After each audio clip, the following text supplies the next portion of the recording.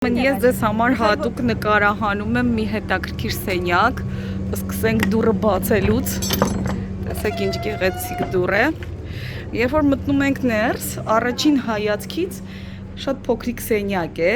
և այնպիսի տպավորություն է, որ այստեղ խաղող են ճզմել և այս կողմից տեսեք անցք կա, կարծես խաղողահյութը պիտի հոսեր տաքարի մեջ, տեսեք, այս էլ, ահա ակարը, բայց իրականում, քանի որ մենք գտնվում ենք Քիշում, ընդ որում իսլամական հանրապետության կղզիներից մեկում, վաղուց ի վեր այստեղ ցավոք սրտի գինի չեն սարքում, սա պարզապես խուրմայի հյութ ստանալու համար է, քանի որ այստեղ հիմնական միրգը, որից հնարավոր է ինչ-որ կարելի ասել թանձրուկ ստանալ, հենց խուրման է, ընդ որում ոտքերով ճզմելը բավական դժվար է և խուրմայից հյութ ստանալը բավական դժվար է, շատ հաճախ այստեղ պատմում էին, որ բանտերի մոտակայքում են եղել այսպիսի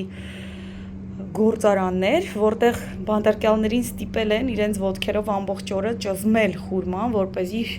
այդ քաղցրահյութը ստանան խուրմայի։